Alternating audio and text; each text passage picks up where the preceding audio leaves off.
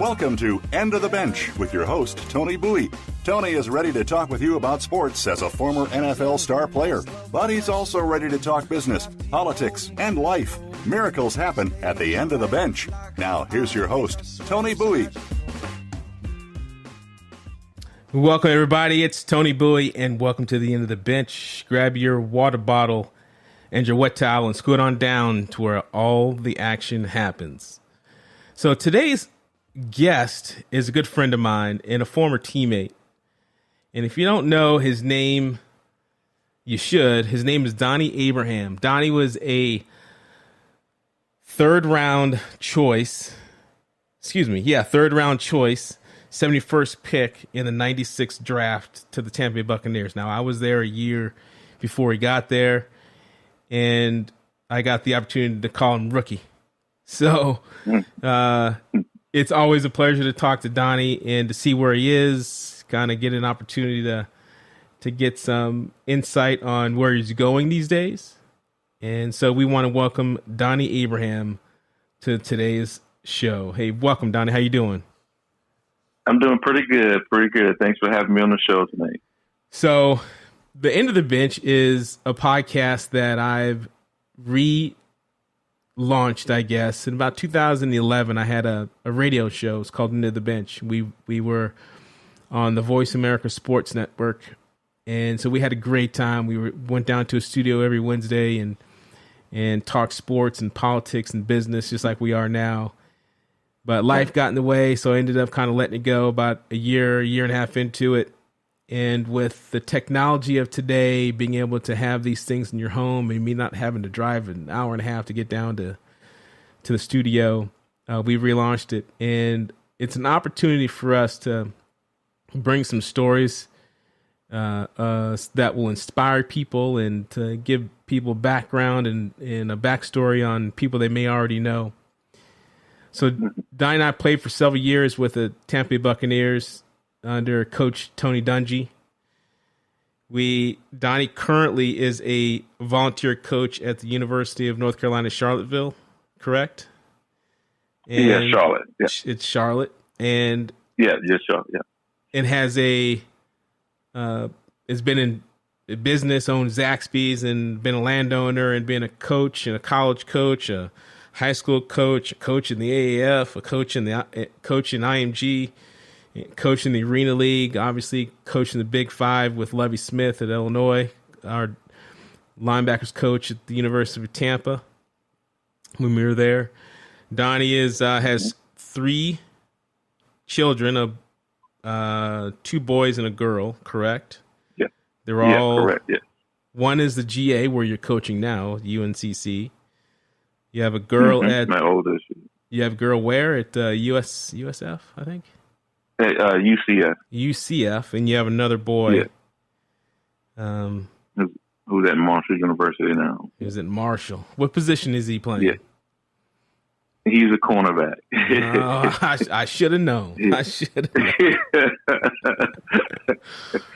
known. People, I tried to steer them away from playing defensive back, but both of my sons play defensive back. So my oldest son was a safety, and then my youngest son, plays corner and stuff. He actually, his freshman year, played him at safety out of necessity because they needed, some bodies at that position. And then this year he's back at his home position, corner. So okay.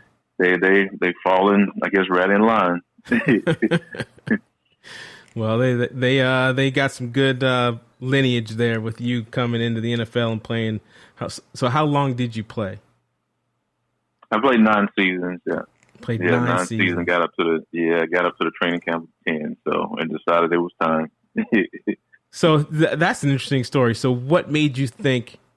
One, where was it? And two, what made you think? You know what? It's time for me to go. Well, it was when I went to the New York Jets. So, after I left Tampa, I was at Tampa for 6 seasons. Then I went to the New York Jets for my last 3. And it was just one of those things, I was one of those guys that I guess was never afraid to make a tough decision, because a lot of people, when you tell them, decided to retire or walk away from it, they look at you like, "Oh, you crazy? How do you walk away from that?" But I was just always one of those guys. I could make that tough decision. I just felt at that time that was the best thing for me to do. Like I said, had great years in Tampa. Went to the New York Jets. Herm Edwards was my head coach there. And it just comes to a point, I guess, in life where you just kind of have that feeling, and you just kind of know, when your time is up, and I just kind of felt that, in that 2005, that was my time. And, for me, I was a big family guy as well, too. So, it's tough for a lot of guys to leave a professional sport, just because you don't know what you're going to do when you get done. Yeah. Well, for me, I love my family, I love my kids, love my wife and everything. So I knew if I did retire that I can put all my energy into my family and I would be fine, so that kind of helped me transition from that, professional athlete to, pretty much going into a normal life, so I think family played a big part in that. And so what's your wife's name? My wife's name is Tanisha. Tanisha, yes. How long you guys been married? We've been married, TV. We've been happily married for 23 years. Yeah, that was a trick question, that because when this goes live, you can't hesitate. No.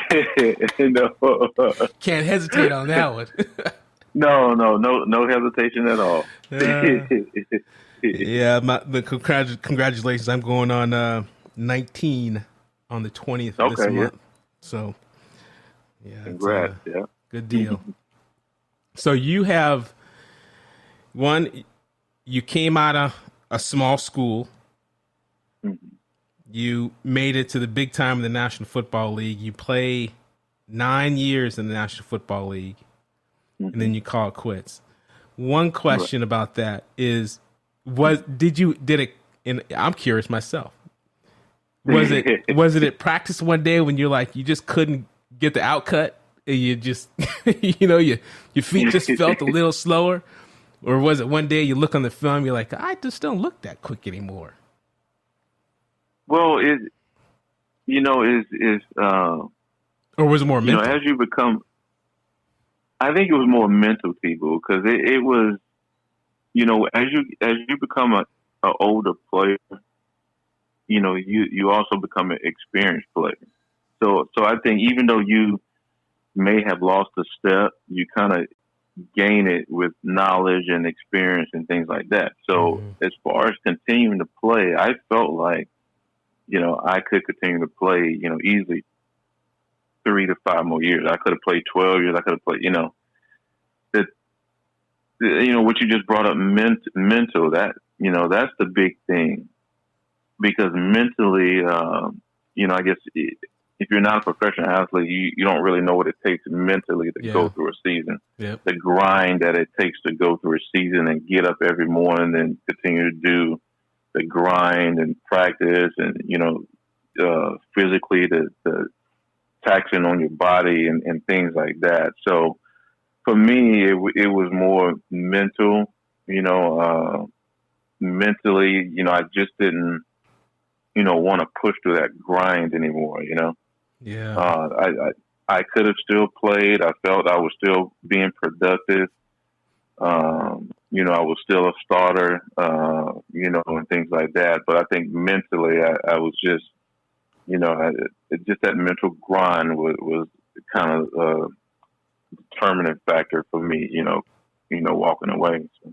When you got into the league, how long did it take you to figure out, I can compete with anybody? Because you came from a small school, you weren't right. You weren't competing against the Alabamas of the world, the Notre Dames, the big schools on a day-to-day basis. Yeah. Right. Well, first of all, me just making it to the league was like an unbelievable God-sent dream. I mean, it was because like you said, I came from a small school, but I also came from a small town in South Carolina. So me growing up, watching professional sports on TV, that was like a far-fetched dream that I could never get to. So coming up in that small town, going to a small school, it really didn't hit me, until, because I wasn't heavily recruited. I had one school that offered me coming out of high school, and that was the school I went to, which was East Tennessee State. Yeah, I remember. I just had one offer coming out, and almost didn't even finish playing football in high school, So me having that opportunity to go to East Tennessee State, I got redshirted my first year, and then the year I did started playing, I actually started playing free safety. And then after that, I moved to the corner position, and had a solid collegiate year. But like you said, it was at a small school. Back then it was Division I AA. Now it's called FCS. So I had productive years. My junior year, everybody had the junior day where the scouts and stuff come out. And I performed well on my junior day. So came back my senior year, had a solid year, and was getting, talking to NFL teams and, all this stuff. And still at that time, it didn't register to me that I could possibly be in the NFL because, I just didn't fathom that, so I kept doing workouts and, draft is approaching. And I'm like, man, a lot of teams interested in me. I got teams coming to work me out, this and that. Mm-hmm. The draft is approaching and they telling me, hey, you got a possibility to get drafted. And I'm sitting there like, really? But anyway, I went through all that process, ended up, getting drafted by Tampa Bay, Coach Dungy's first draft class in Tampa in '96. Yep. So I'm like, got drafted. Things are still surreal for me, I'm drafted, go up for the weekend, mini camp, the rookie camp and everything. And this was like from a guy who's from a small town who's never really left home other than to go to college.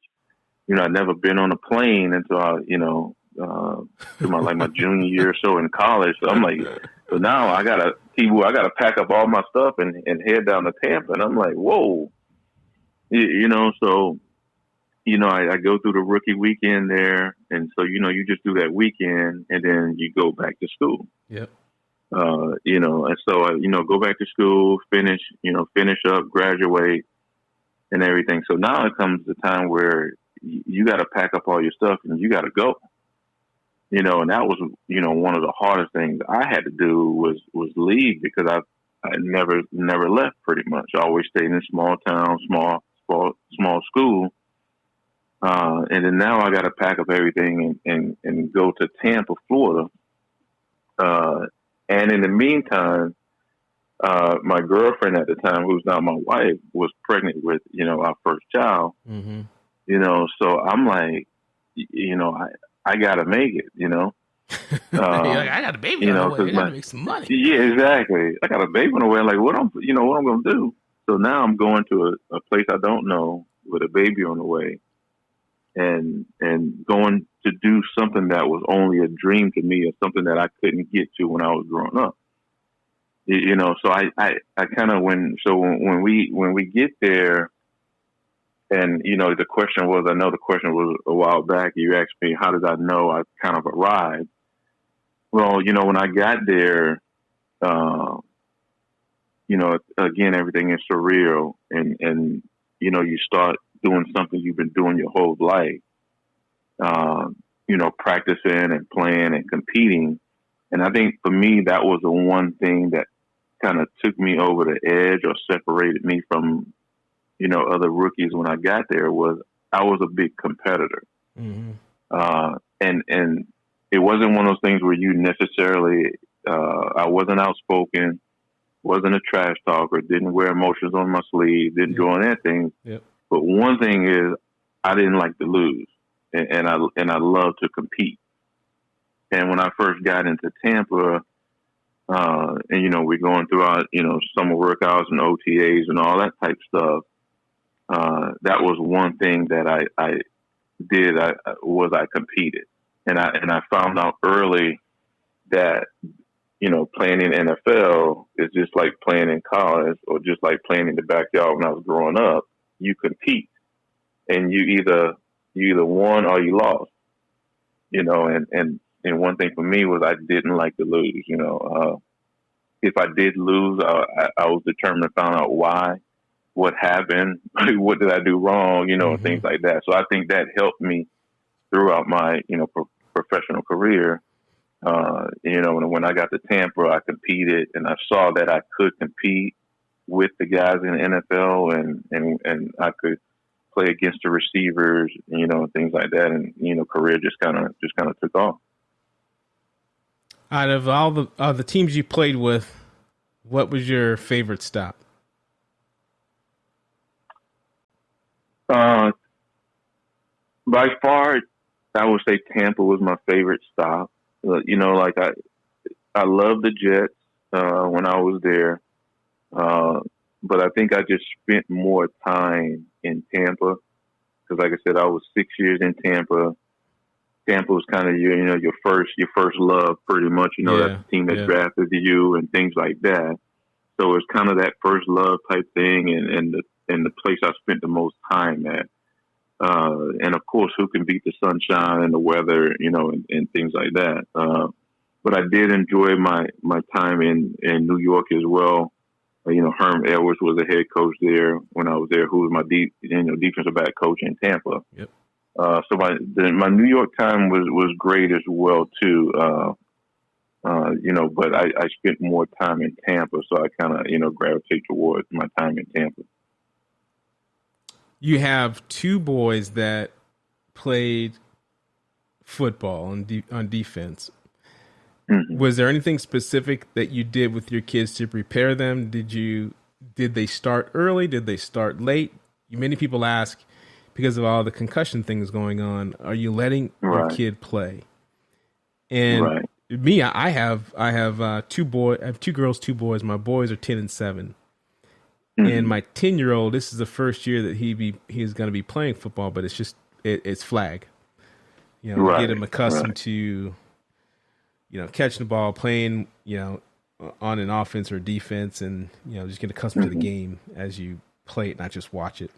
But when it came to your kids, when did you start them, and would you encourage people to have them play football? My oldest started early, and then my youngest started a little later. We wasn't sure what he was going to do. He was just like a go-lucky kid and just like whatever, you know. Yeah. So he started a little later, you know. But you know, it's just kind of one of those things, people. I mean, it's I think every family household is different.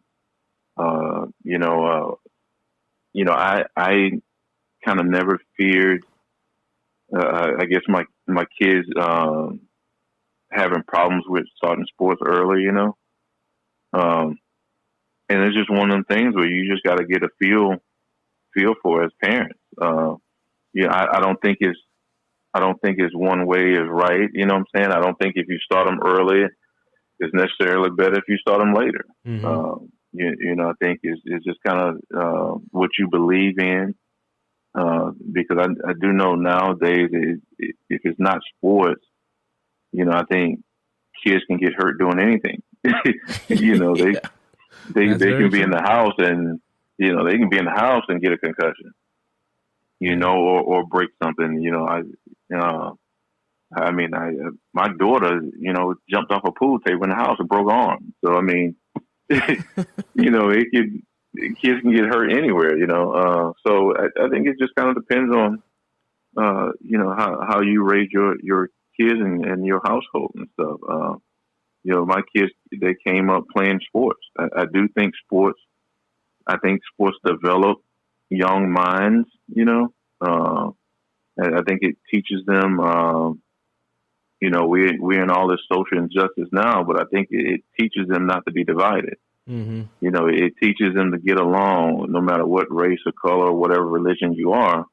I think sports do that.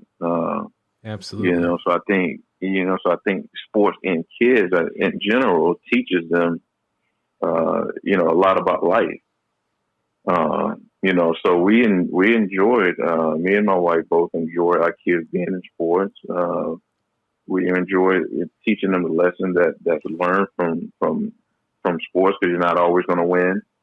So that your kids have to learn how to deal with defeat, and not always winning. So I know a lot of, and I think one of the things also is hard for kids too. If you do have parents that have played professionally, or whether they're in college and they're legends or college Hall of Fame, I think it's hard for the kids. But I know one thing we've always tried to teach our kids is, be yourself. Don't try to be like your mom or your dad, or try to live up to what they've done. Kind of pave your own path. Be yourself. Do the best that you can do. And you always try to have teaching moments with them. Like, one thing I've always tried to do with my kids, they played a sport that, I excelled in, but you got to let them make mistakes and you got to let them learn, So I never try to get too involved, with them in sports, because I wanted them to learn, for themselves. Even though I coached both of my sons, I always try to give them what they need and kind of let them learn for themselves, and things like that. So I thought that was big. That's something that me and my wife did with our children. Mm-hmm. Let them learn to make mistakes. It's okay to make mistakes. Okay, this is what you need to do next time, type thing. So we wouldn't want, we wasn't the type that try to, I guess, soften the cushion for them a little bit. We wanted them to make mistakes. So then we can teach and have teachable moments from them, Yeah. So that leads us into what you're currently doing. So I asked you before we kind of before the podcast started, was what you're doing, and you're coaching. And we kind of laughed about it, because you said that wasn't your intention when you got out, and it was exactly mine too. I played 4, got out, and said, I don't want to have anything to do with coaching, And then I tried. Then the funny thing, I ended up coaching college football 1 year at the University of Akron, but before that, I coached, some like Pee Wee football. And I'm trying to zone dog blitz. I got the whole Tampa playbook. I'm trying to get these kids rolling. I'm like, no, you're blitzing from the left. Trying to get them all lined up. I was like, no, I'm too wound up, because I've played, played in the NFL. I've seen the skill level. And you deal with little kids, and they sometimes they don't have those skills, so you got to be able to coach, and teach, and train, not just absolutely, not just where to line up, but life lessons. So that leads us to your coaching now. What led you to coaching now, when you said it wasn't what you wanted to do when you first got out?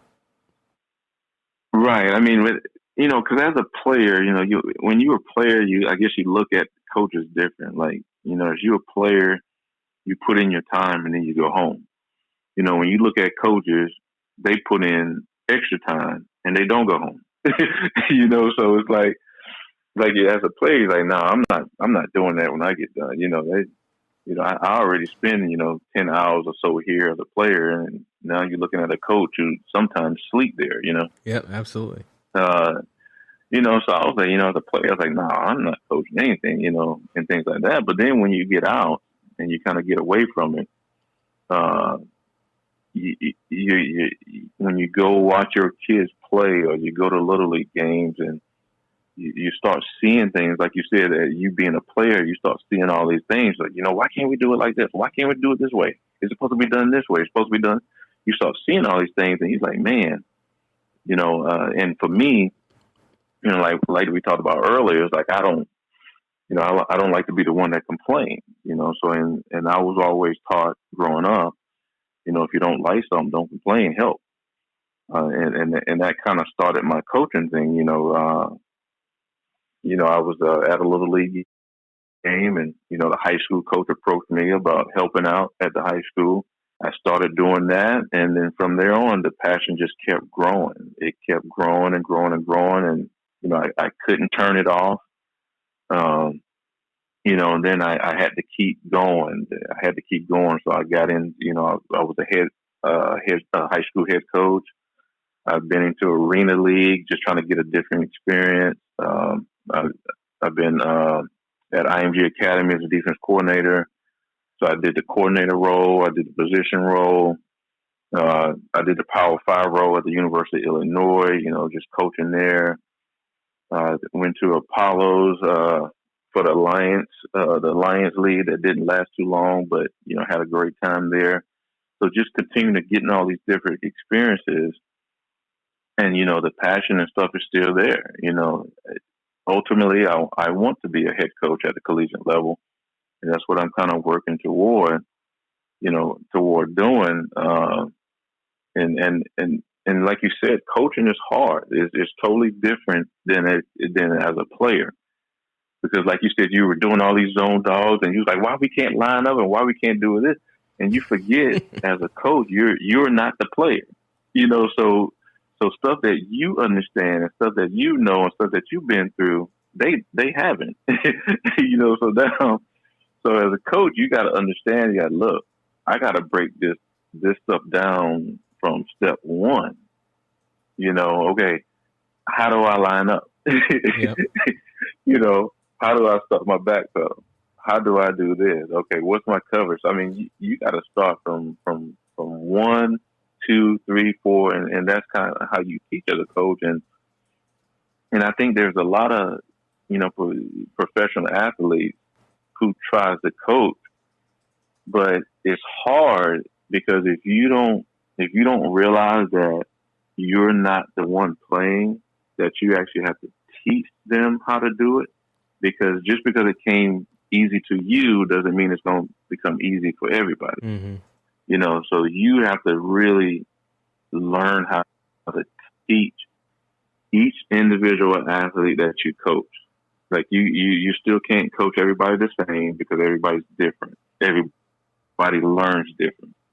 So you have to understand different athlete. And I think that's, where coaching comes in. Like, it doesn't matter what you did in your background, no matter what your background is, no matter how many Pro Bowls you done been to, no matter how many Hall of Fame, whatever, you got to understand and learn how to coach each individual player. And I just think that challenge for me, again, as a competitor, as another challenge, you always think that you can help each athlete that you come into contact with. So mine's just passion for coaching. I mean, I love to do it. I love being that leader and that mentor.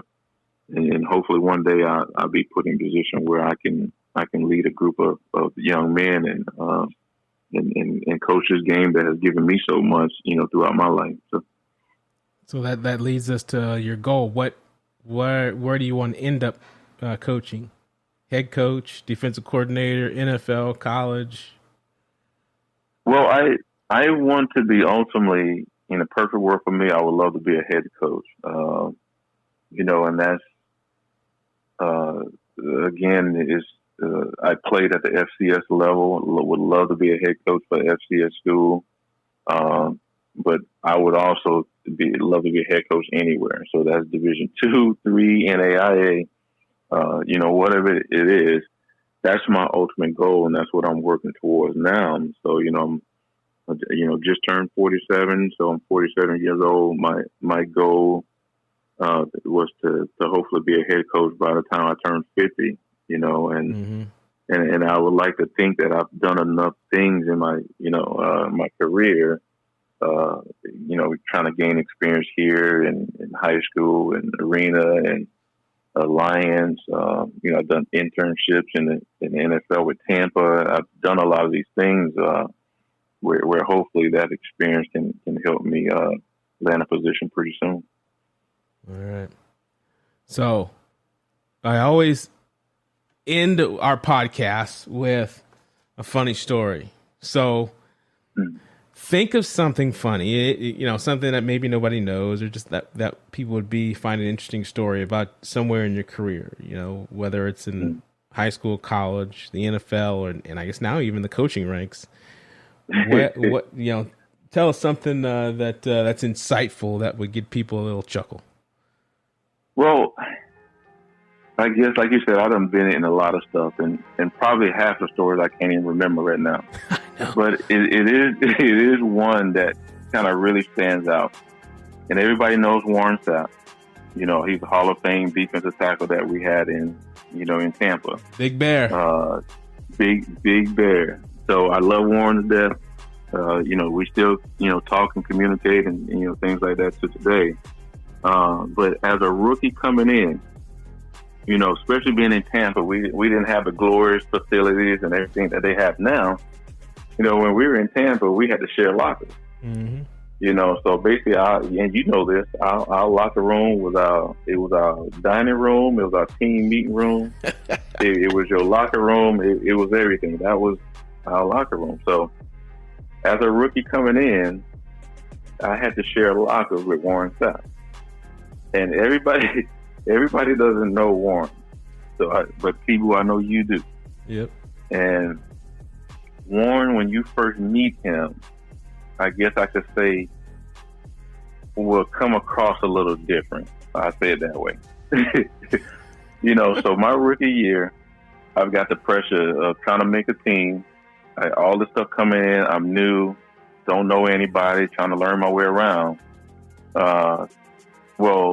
Warren I think Warren's in his second year right now. But Warren doesn't want to share a locker room with a rookie. Mm-hmm. So every morning I came in to my locker, I really didn't have a locker. But my name tag, my clothes, everything that the equipment guys put in there for me wouldn't be in there. And so if you can remember our locker room, T-Boo, Warren locker room was wrapped by a bathroom and a shower and a big trash can. Yeah. So every morning when I came in, I had to pick my clothes up out of the trash can or off the floor or out the bathroom or somewhere, but it wasn't in that locker. So that was kind of my first experience coming into the league. And then it was one of the things where Stat wouldn't speak to you as well either. So we would come in and be like, "Hey, Stat, what's going on? What's going on, Warren?" Wouldn't say anything to you. So I'm like, "Oh man." I was like, I got Warren here. I'm trying to make this team. I was like, this guy don't like me. He hate me. Just all kind of stuff going on. So it's funny now, but at the time it wasn't funny. And then it's kind of one of the things too, where I was like, okay, so after a few practices, you go out, Steve-O, and you make a few plays, and then you find yourself, you're like, man, I'm on the first team nickel group. So when nickel come in, I'm playing the first corner. You know. Yeah. So you start making plays in practice, you start doing this, and then all of a sudden that same guy that you share the locker room, he starts saying hey to you. You come in, he's like, hey, Rook. He still wouldn't call you by your name, but he's like, hey, Rook. I was like, oh man, he spoke to me. So you keep making some plays in practice, and then all of a sudden now you got these veteran guys looking at you, and he was like, hey, maybe this young guy can help us. And things like that. So anyway, I can say day by day, it got I would say a little better. I wouldn't say a lot better. So, at least some days when I came in after I started making plays and practicing and going through weeks and stuff with them, at least my clothes were still being hung in the locker. In the locker. They weren't in the trash can. They weren't in the trash on the floor or anything like that, So my rookie year coming in, I kind of had a locker, but I didn't have a locker, So, but then our relationship started growing. Of course, Warren to me is a good dude. I know, some people may have things to say about him, but he's one of them people like, look, when you get in his inner circle, that he'll do any and everything for you. And we had a great relationship, from our time in Tampa and everything. And he's actually a pretty good dude. He gets a bad rap sometimes, but he's actually a pretty good dude. So that's kind of that's kind of my story. I mean, it's funny now. It wasn't then, but it's funny now. You know? Yeah. I tell people the same thing. You know, Big Bear, what we called him was we were rookies together, same class. Me, Brooks, him, and Bear is an awesome guy when you got him alone. Right. You get him in a group, you might want to you might want to step aside and not say anything or get in his way. Right. But he's always been a friend of mine and think highly of him. And he was a hell of a teammate. Yeah, absolutely. Yeah. All right, Donnie, I appreciate you coming on the show. For those of you that want to follow Donnie's career, he is currently at UNC. And UNC Charlotte. Charlotte. Go check him out. And you can follow me on social media as well too. I'm Iceman_21 on Twitter and Instagram, so you can follow me there as well. All right. Well, thanks for coming on the show. It was good speaking to you again, Donnie, catching up with you. Wish you the best of luck in your career and getting that head coach position you're looking for. I expect some tickets when you get there. And we'll come in and roam the sidelines and see how you coach. Absolutely. Thanks for having me on the show. And if I do get there and you want a job, come on. You got it. You got it. I'm all right, we're lining it up already. Yeah, we're gonna get you coaching again. All right, everybody. Thanks for joining us. Like we always say, everybody's looking for a miracle. So it might as well be you that delivers it. Be a miracle and go Bam.